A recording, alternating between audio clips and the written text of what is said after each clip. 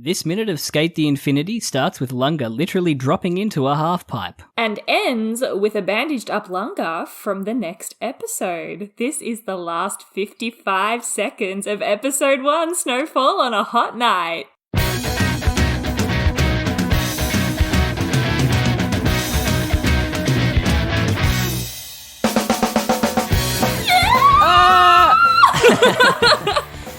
Hell, we're going to have to start getting used to saying a different episode name. It's going to take us so long. I don't even think about it anymore. I honestly just... Jono, where's the champagne? We need to crack... Yeah.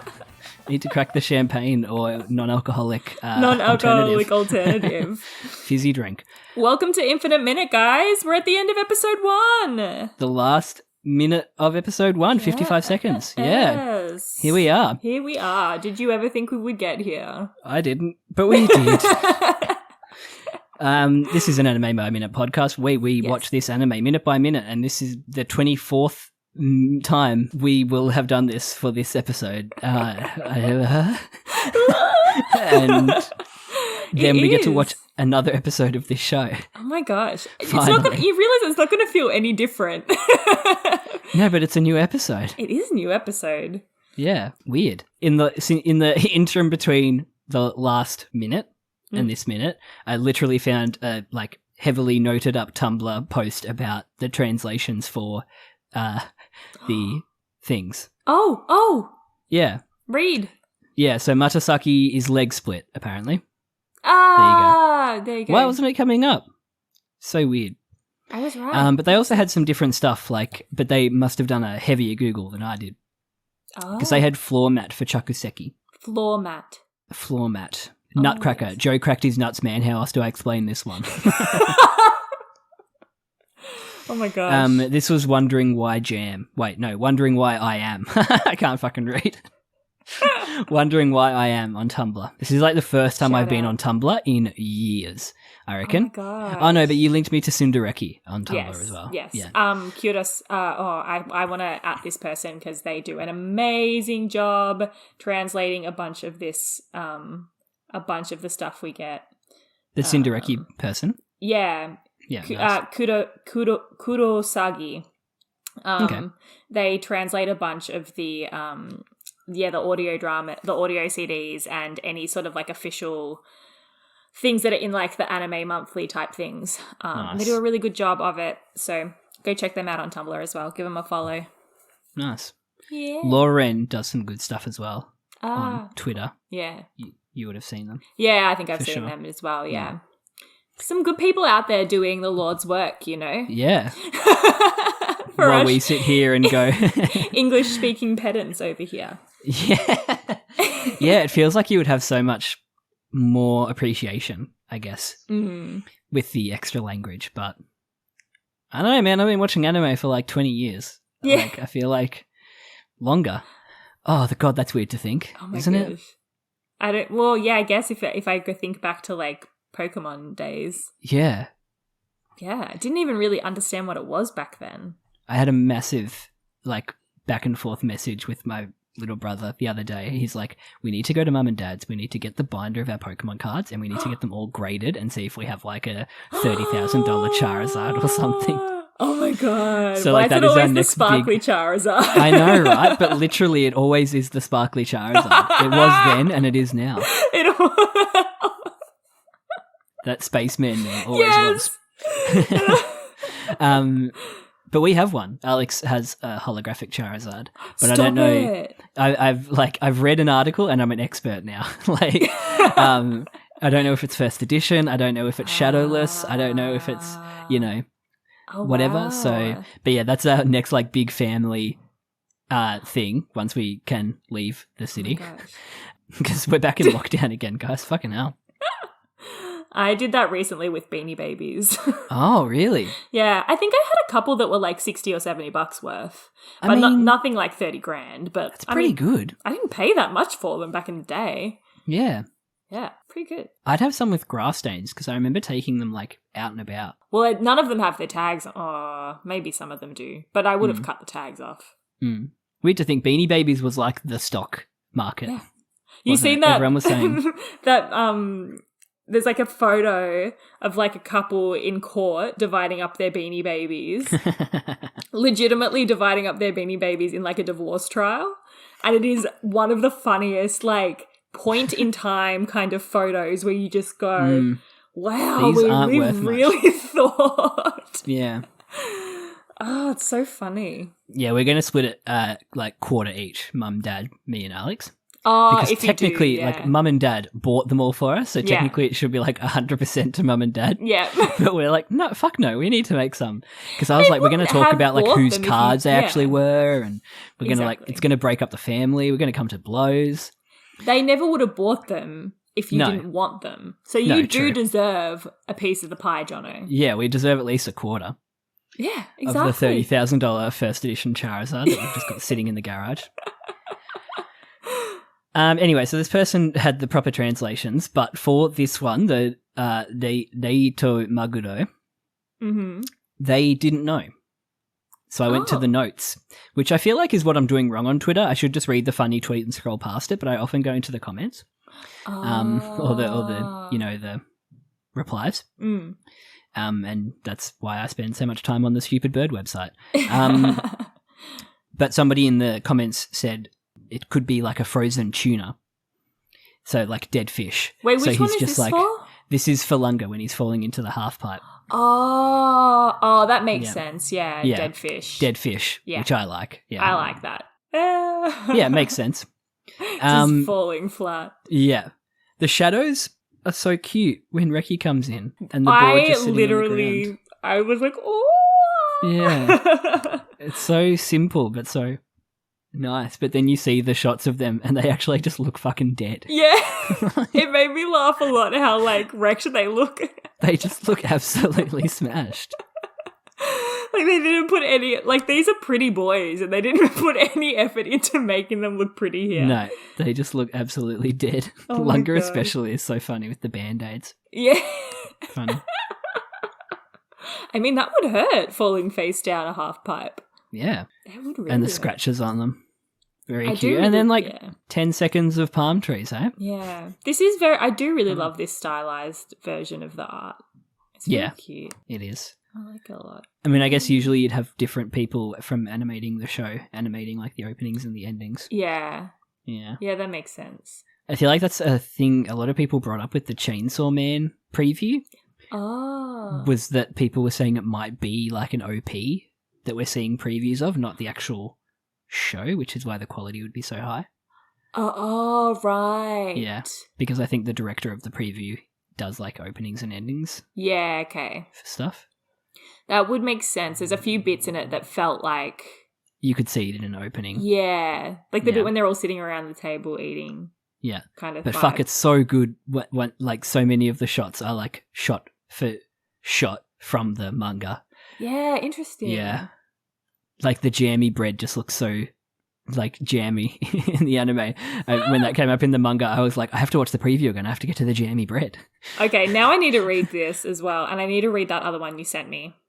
I'll do that today. Do it. It was good. And then we go back to nighttime. It's nice little wrapped up in a little little neat basket little with a little bow. Nice little wrapped up.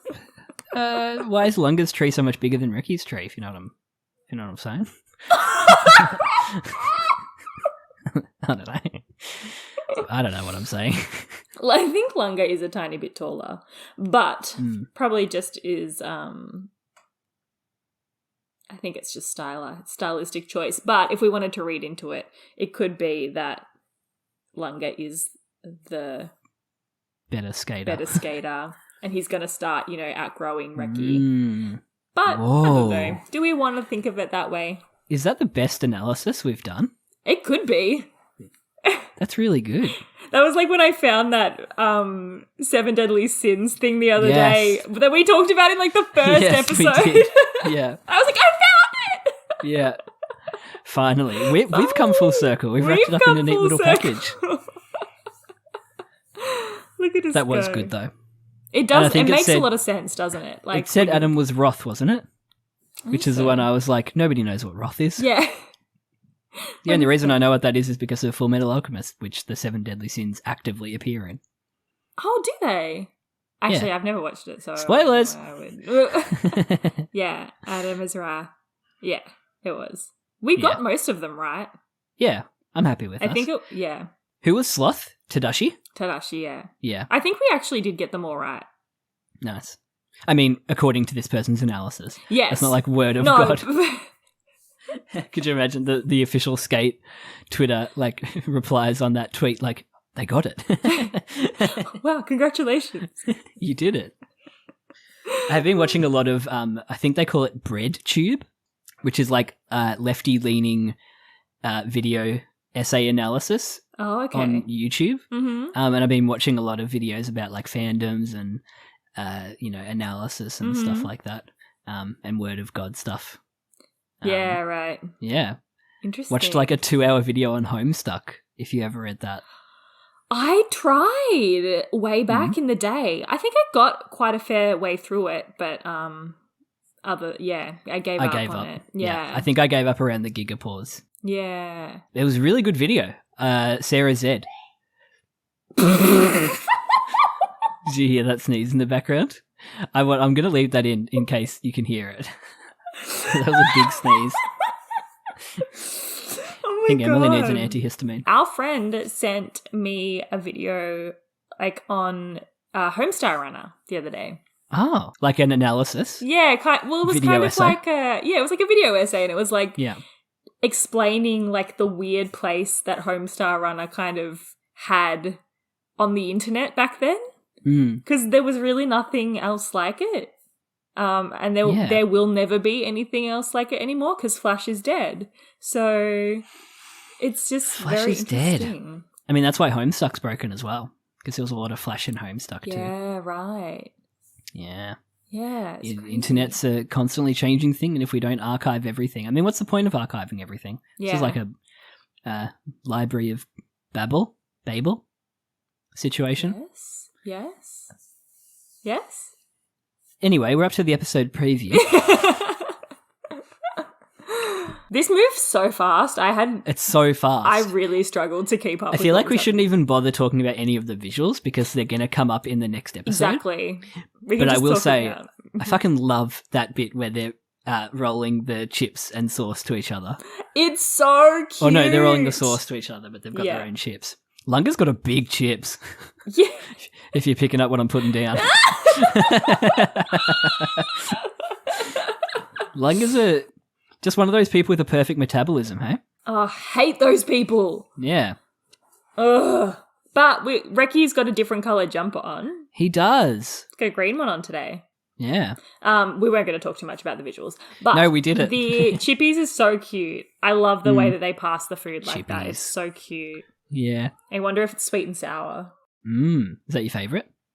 No, I don't have sauce when I get Maccas. Oh. I also I actually weirdly went through I sort of did. I went through a stage where I didn't eat McDonald's for 5 years, but I broke it a few months ago and had it. No. What'd you have? A cheeseburger and fries. It was good. I mean, that's what matters. Yeah. Yeah. I don't know if it's worth it for a cheeseburger and fries. I don't know if it was worth it either.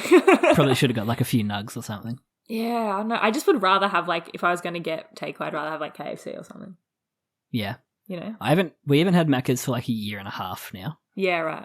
Yeah. We still have burgers that are probably just as bad as Maccas. Yeah. But you just get Hungry Jack's instead. I mean, the burgers are better though.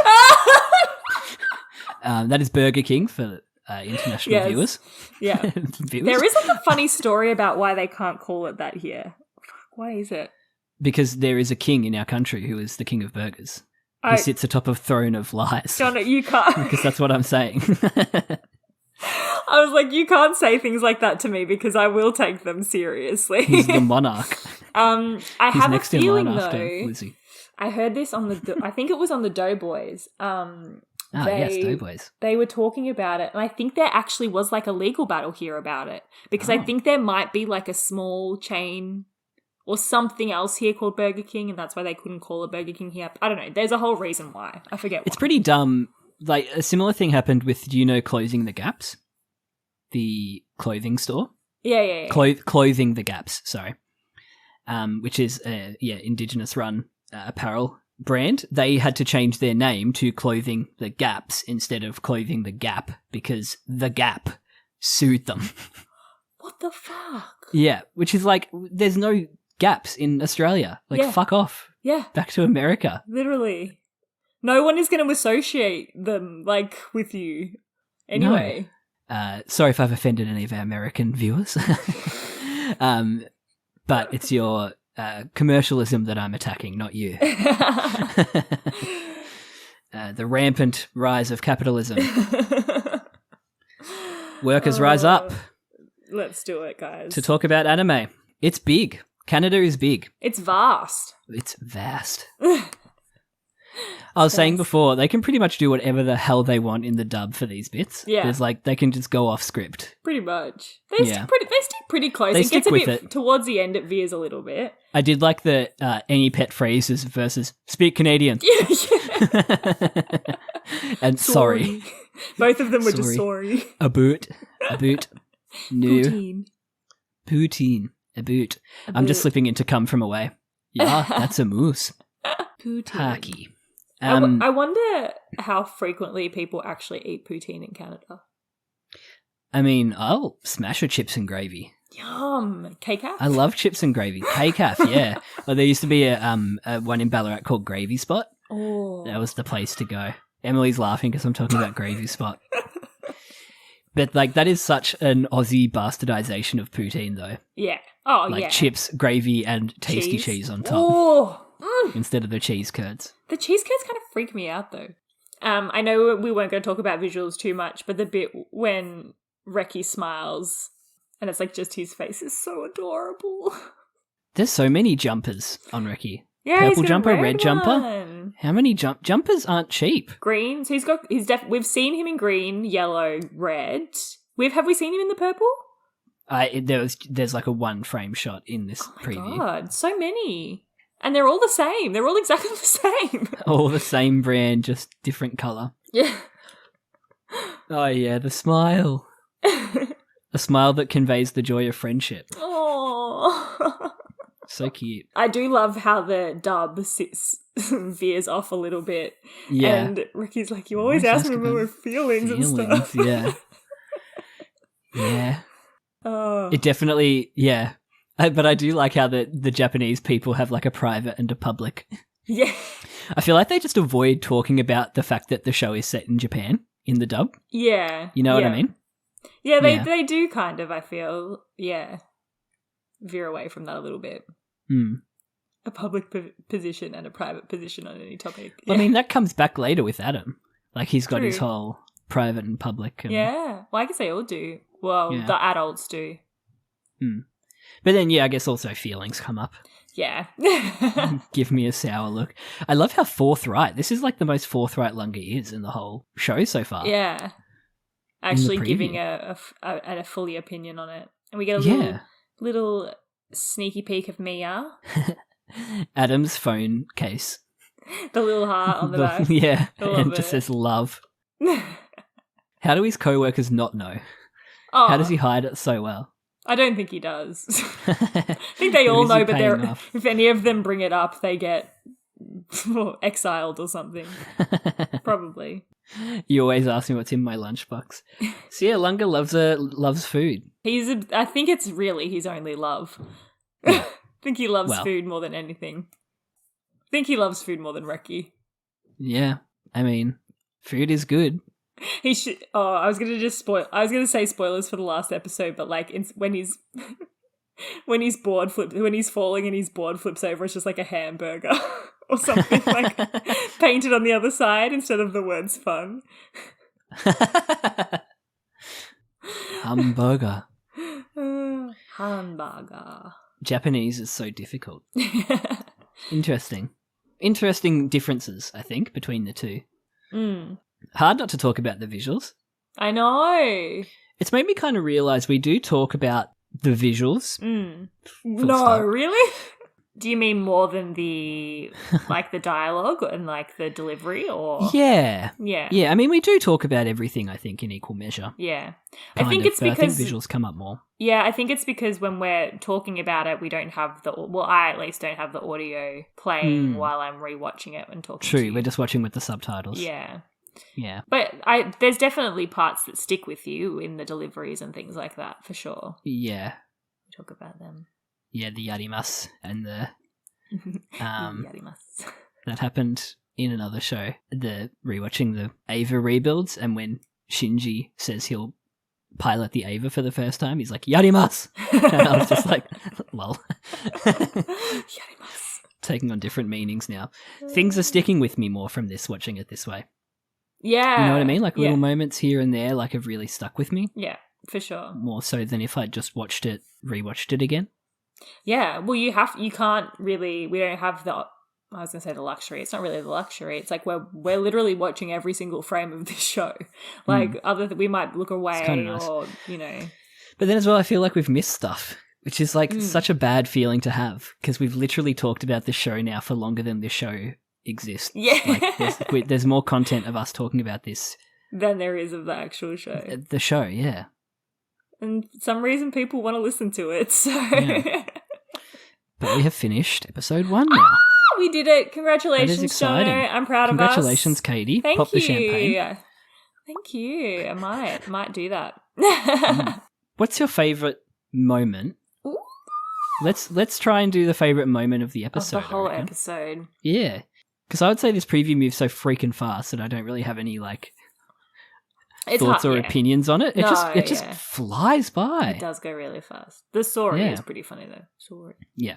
Favorite moment of the whole episode. And I'm gonna go a bit kind of more than just like a singular moment, but kind of just a thing, is probably just Cherry on the motorcycle.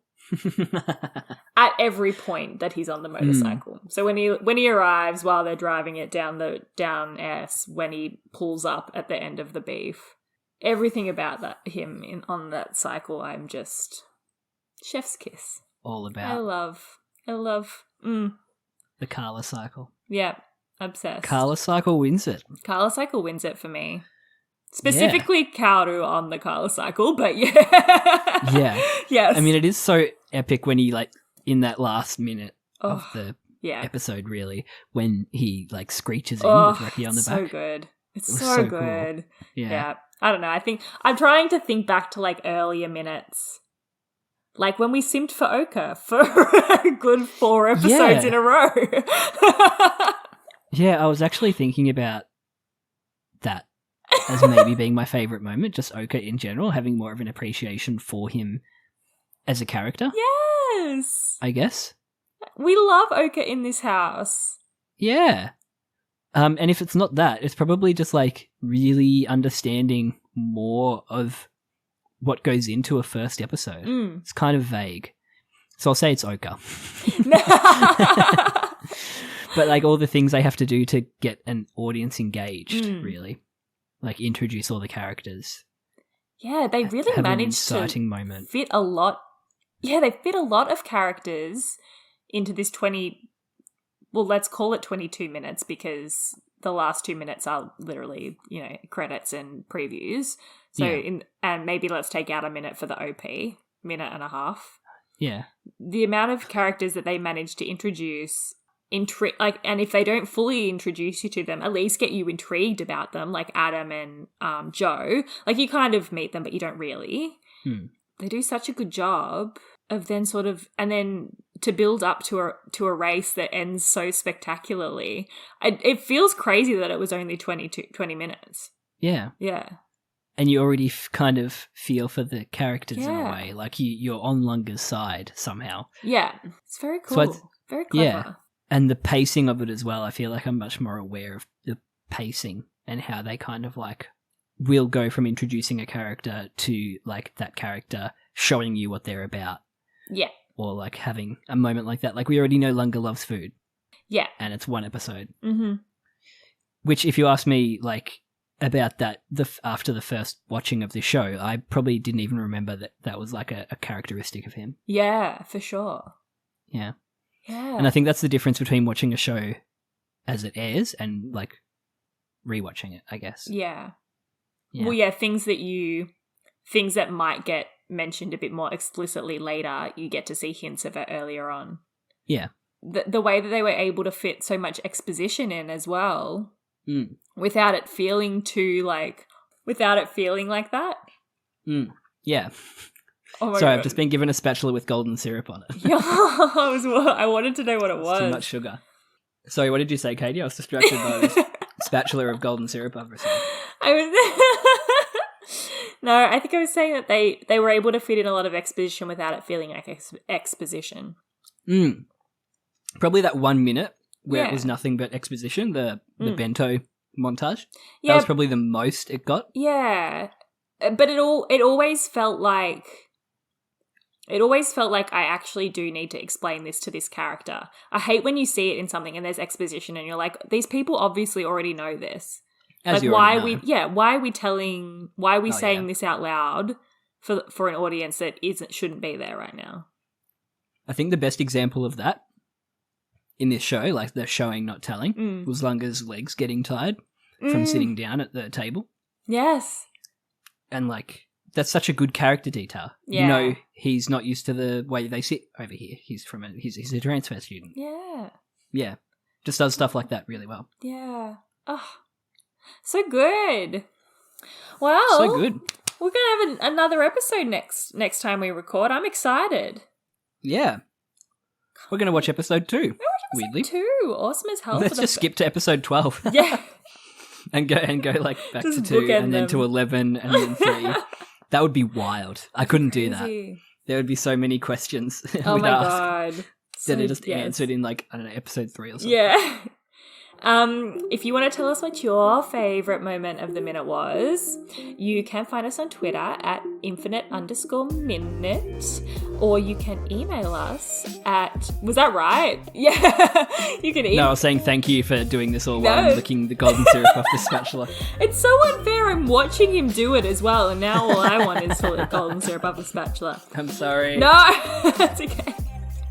Or you can email us at infiniteminutepodcast@gmail.com. But otherwise, we'll see you next time for episode 2. Awesome for the first time. Awesome for the first time. Yeah. Yay. Bye, everyone. Bye. Thank you See you for then. listening. Bye. Thank you. Love you all. Bye.